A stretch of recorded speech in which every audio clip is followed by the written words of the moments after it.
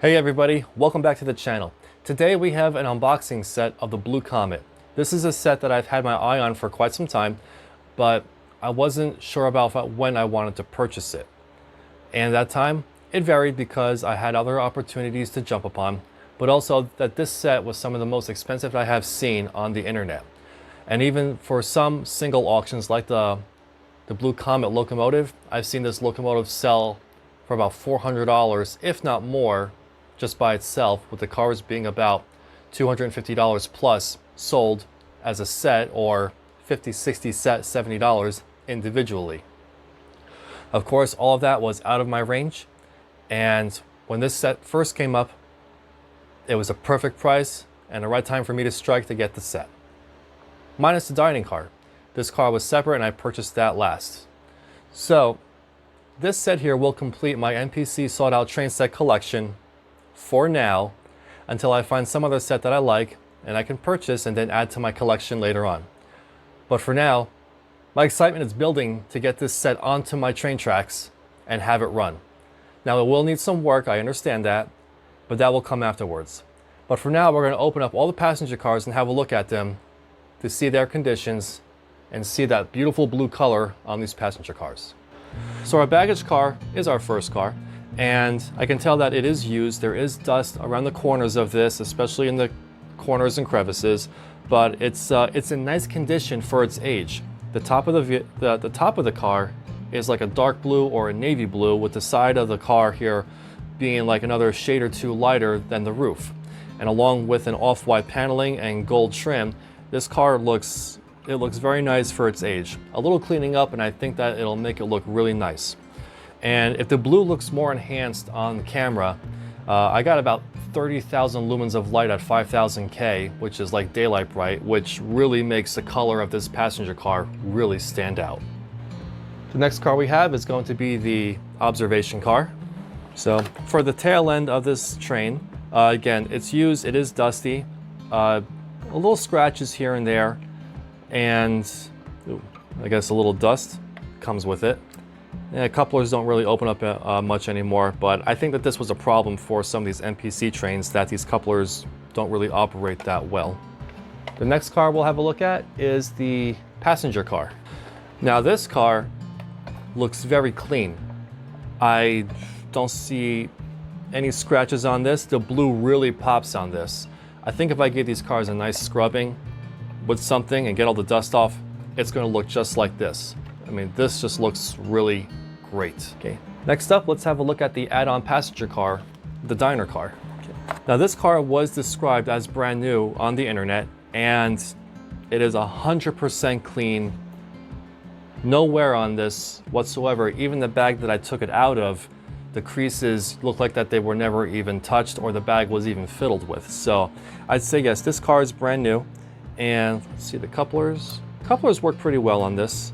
So I think that these couplers will have a better chance of opening up if I ever go on to an uncoupling track. The next car let's have a look at is the combo car. Again, on here, it's not that bad. The car is, it's got some dust on it like the others. I can't tell if these are scratches on the roof here, or if this is just like some watermarks where this touched and maybe there was some moisture in the bag. I'm not really sure, but still, the car is in great condition, but I got a few scratches here, so still, I'm happy with the set the way that it is so far.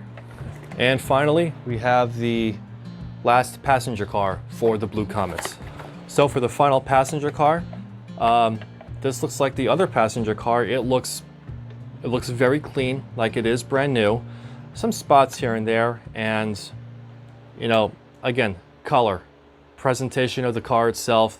Even though it is the same thing like the Chicago and Alton and the Crescent Limited, it's a very nicely designed passenger car for the train set. And couplers, yeah, I'm gonna have to fix these one day. But nevertheless, I want to get the train running, which I can't wait for. So let's get it on the track and have a look at the locomotive. And for the crowning achievement here for the train set, we have this 464 Hudson locomotive, the Blue Comet steam locomotive. And this is the first time out of the box that I'm having it in my possession. Okay, so unlike the Chicago and Alton, we could tell that it has been in and out of the box a couple of times.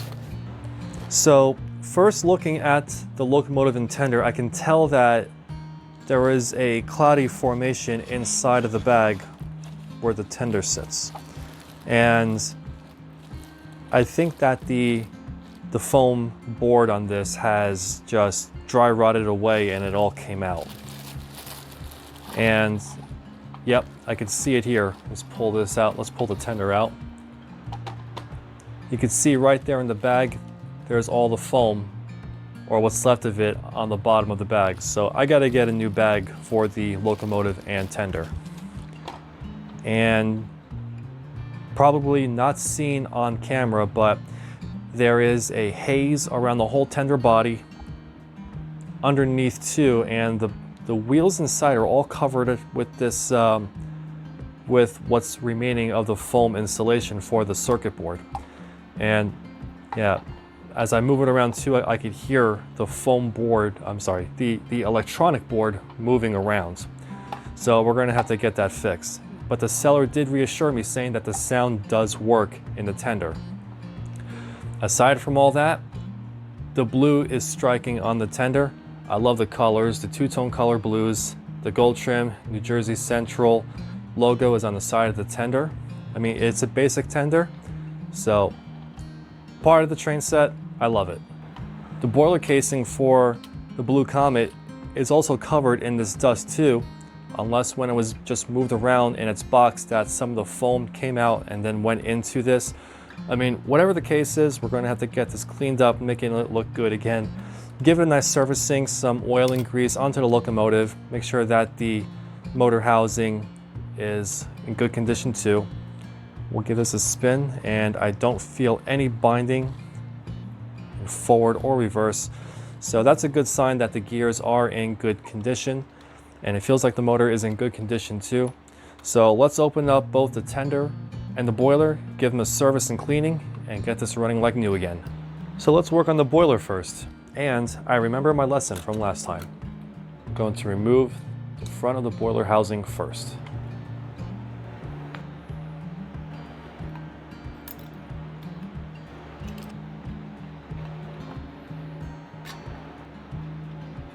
The first thing I like to look at is the brush plate and the armature.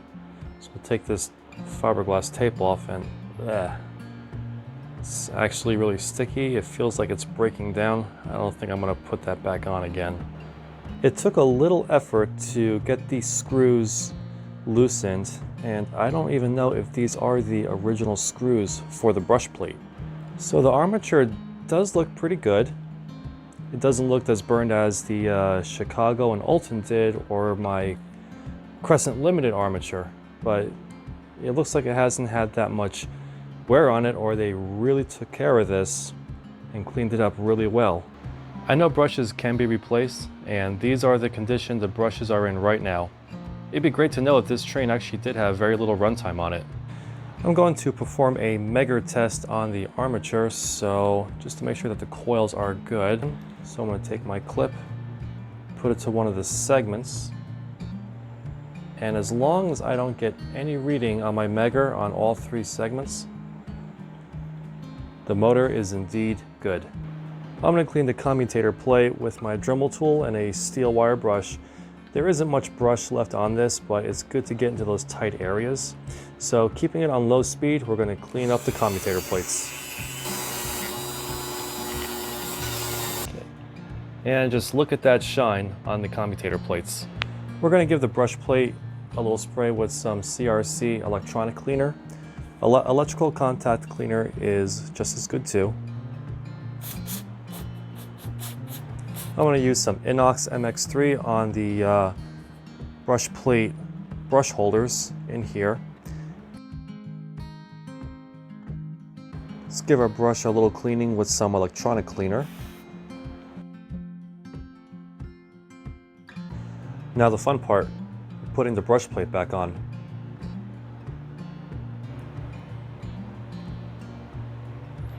As I saw this earlier, it looks like that this brush plate has been replaced because these solder joints don't look too clean at all, and these wires seem a bit taut. Let's have a look at this gear plate and make sure everything is good inside. Well, the gear looks a little dry, but thankfully there is no damage. I'll give this a little shot of inox just to clean it off, and just because that it was right next to me. I'm going to put a little grease on the gear plate, just a little bit of it. And then we're going to put the washer on behind it, and the grease just keeps it there in place. And then finally we give it a little more grease for the gear itself.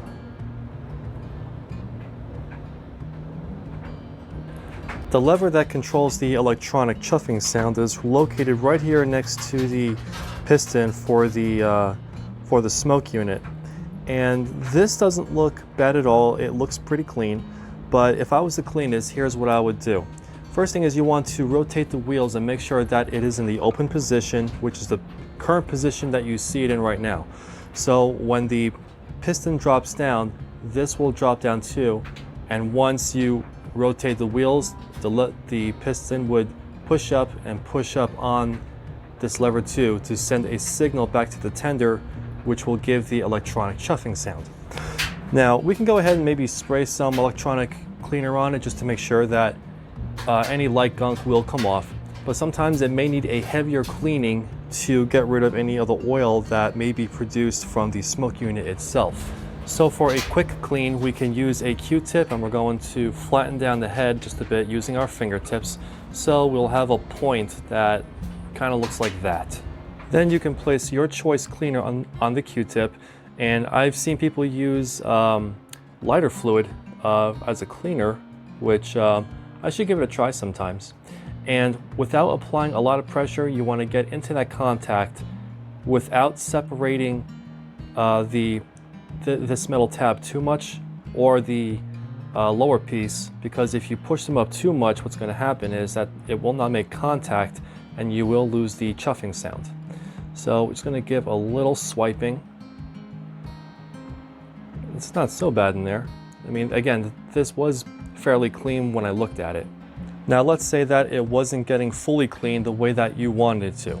Here I have a piece of 1000 grit sandpaper and one of my detail screwdrivers from a detail screwdriver kit. So I just cut off a small sliver of sandpaper, and I'm going to put it around my screwdriver. And you want to keep pressure pulling back against the screwdriver head. Then insert the screwdriver into the contact area and just give some light pressure and just go left and right.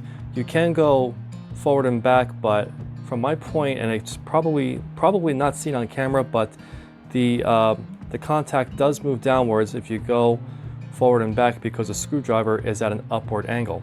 So if you just go from side to side, very gently, but not too aggressively, it should get off any of the harder surfaces from the oils or whatever was left behind during the previous runs, and should break it off kind of easily, hopefully, for a better exposed contact for the electronic chuffing sound. Now you don't want to use a too high abrasive of sandpaper because you will start to scratch the contact area for these contacts, and sometimes that can attract more dirt, more oil into that, and creating a more poor contact. So the finer the grit the sandpaper, the better. Again, I was using 1000 grit sandpaper on this.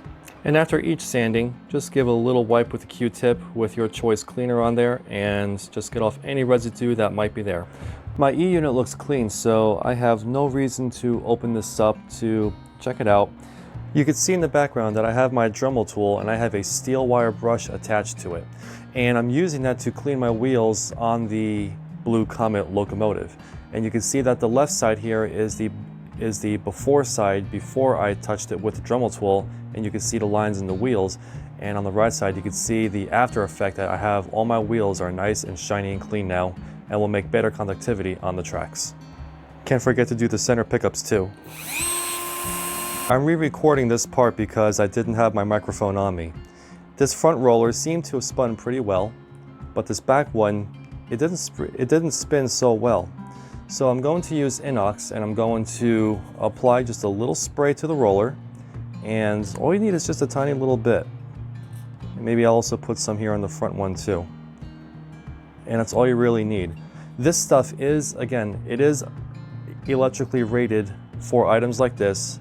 And I wouldn't use regular oil because it is not for any kind of electrical use and may hinder or deter your locomotive from operating properly. If you do plan to use an oil, make sure that it is electrically rated for the application. Just going to use a paintbrush to clean off the dust on the cowcatcher and the steam chest. All right, let's put it back together. Let's give the whole boiler a little brushing, get all this dust off. Let's go ahead and throw some oil on our mechanical parts.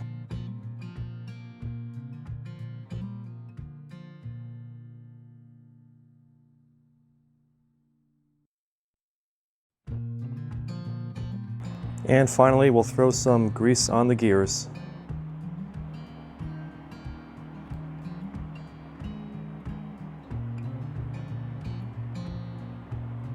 Just give this a little spin. The boiler section is ready to go, but now let's have a look inside the tender to see what we can do with the soundboard. I mean, obviously it's going to be the same thing I did with the Chicago and Alton, but let's just have a look and see what the condition is, because you hear it moving around. Now I gave this tender a blow down with some compressed air just to get rid of all of the foam dust, so it cleaned up very nicely. Again, the inside is going to yield how much work it's going to need. There we go. Ooh, the speaker. Ooh. All right, so the speaker is not attached to the frame, and obviously the board is not attached as well. Let's get that wire inside through the hole. Okay, so here, okay, this gives me an idea of what the foam board used to look like. It looked like it was pretty robust and thick. And again, like anything, it just wore away. So yeah, we're gonna have to reattach this, and I hope that the soundboard still works, and get the speaker reattached as well. Let's see if the sound system still works. Yeah. Nope. Just got a little buzz out of the speaker and that was it. Well, I wasn't going to hold my breath. So even though my soundboard does not work, I still want to protect it because it looks like a very simple circuit that I can fix. I mean, we got 5 transistors here, a couple capacitors. You know, these guys do go bad after a while, so I think a little experiment on this to fix it, you know, just to see if I can get it working again. So right now I'm going to preserve the board onto the tender, and I'm going to use my Mighty Gadget foam anti-static wrap sheets. And this stuff is for electronic circuit boards, and they are anti-static. So we're going to take one here that I've cut here for the channel for these wires. We're just going to stick it in right up against the board. Then I'm going to take another piece of foam and I'm going to sandwich the 2 wires with this foam piece. And I'm going to tape this board onto the tender frame. I took a paintbrush and I brushed off all of the loose foam, the old sponge foam that was on here, leaving behind this rough texture, which I don't mind because it will help hold down the electronics a lot better once I tape them down to the frame. And the tape that I'm using is Scotch Super 33 Plus electrical tape, and this is one of the best electric tapes out there, and it's not cheap, for about $10 per roll. So we're going to take the board and we're going to place it on the frame. We're going to take the tape that I have adhered to the side of the tender frame, and we're going to hold that foam down, hold the foam down right there, and we're going to do the same on the other side. And then we'll take electrical tape, put it on the sides of the electric board, and we're just going to gently push down and push the tape onto the other electrical tape on the frame. And that board is not going to come off. I guess we'll put the speaker on at the same time. Perfect. Just going to give a little spray on the axles where these pickups are. Just so that it could glide a little better. Yeah, helped a little bit, but it's better than nothing. We're ready to run the Blue Comet on my layout. With the locomotive fully serviced, this is going to be a nice run for this locomotive. Of course, I have plans to fix the tender's electronic sound of steam board, but that's going to be at another date. But right now I do have it preserved with the foam inserts underneath the board, so no further damage can occur. So my purpose right now was to get the train going, just to have it run around the tracks, and I will get to the passenger cars at a later date to service them, clean them, to fix the cardboard inserts, and possibly give them new light bulbs. The Blue Comet will be accompanied by the MPC Chicago and Alton, and a new addition to the set, a 2046 Postwar steam locomotive, which will pull some freight cars from the Greenberg train show from a few years ago.